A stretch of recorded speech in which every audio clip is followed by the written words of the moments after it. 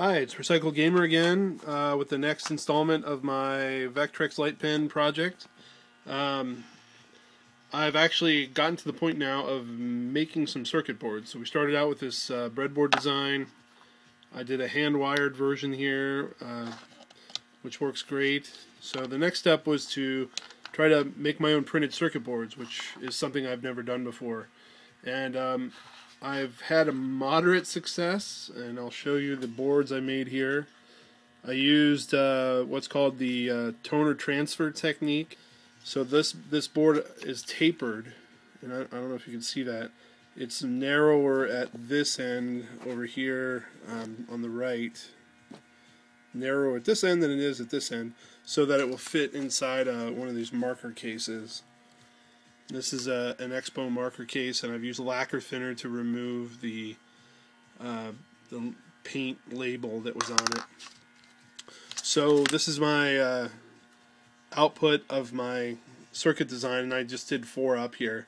I tried to do 1 as a practice, and the board was so small I had a really hard time with it, and I'll go into the reason why momentarily. But this is a special photo paper, and all the tutorials on the internet recommended a special paper made by Staples.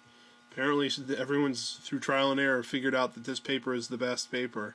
I had kind of not results that I was super happy with it, but at any rate, I went out and bought that paper, and I did my layout here. And one thing you'll notice when you print with a laser printer on inkjet photo paper is that the toner kind of lays on top of it, and it almost has like a depth to it, or a texture. And I think that's what makes it work so well, is what you're trying to do is transfer this toner onto the copper-clad circuit board, like this one right here. So you print out your circuit, and you clean off your copper, and there's instructions on the internet to do this. I'm not going to go into detail. But you lay your design down on it, and you'll notice all the writing on here is backwards, and that's because I'm doing this, making an impression, and when I peel it off it'll appear the right way. So you have to reverse any text that you want. And I put my logo on there too, but it didn't turn out all that great. So you lay the toner transfer onto the copper clad, and you take an iron. Like I went to a thrift store and bought an old iron for like a few dollars, and you turn it up as much as you can, and you just apply it to this paper, and the heat will transfer the toner onto the copper. And it's kind of tricky to remove the paper at that point without tearing all the traces off, or all of your toner. So you have to kind of soak it in water and rub it for a while and rub off all the little bits of paper, and it was time consuming. And what I noticed, when I was done, I rubbed through all the paper, and there was this sort of plastic emulsion that I had printed on that wasn't coming off very easily. And that was what I had the most trouble with. So if you look at these boards, and this iPhone camera is not able to do macro photography very well, but they're not great. There's a lot of slop and going out of the lines where some of the plastic from the paper had stuck and prevented the etchant from etching away the copper properly. And I actually had to go into each board and clean it up with a knife, because some of the traces were merged in places. Some are better than others. You can see my logo just looks kind of like a blob. You know, for my first run, it's not terrible, but I actually made these all in one board, and then I drilled my holes, and then I cut them apart with the bandsaw. So cutting them apart was the last thing I did. If you ever have to do this kind of drilling, I went out and I had a Dremel tool, but I bought a press. It's a little drill press for the Dremel. It's an invaluable tool.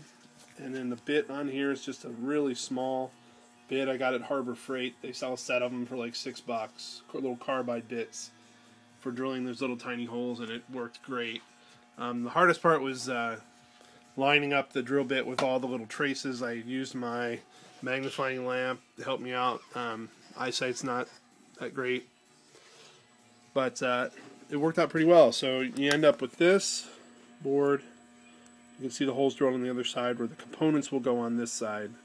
and all the soldering will be done on this side. And then they'll get inserted into these pans, and that's how it works. So I haven't actually tried any of these boards yet. I still have to solder the components on.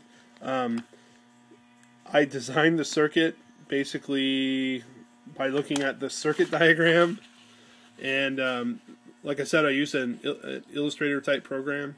Doesn't have any kind of electrical circuit design component to it, so it's not like it could tell me if I wired the circuit wrong. So hey, it'll be interesting to see if I have successfully done it. So before I make another board of these, I'm going to test one and make sure that I've wired it up correctly. I'm 99% sure that it's fine, but I'd rather do that than waste a whole sheet of copper clad. And you know, it's not even the materials, it's very time consuming.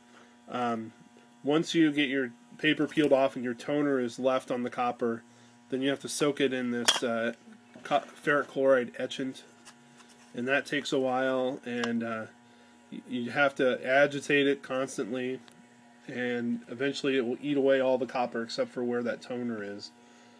Once it's done, though, it's really easy. You just use some lacquer thinner, and you rub it on to take the toner off, and it leaves these nice shiny copper traces.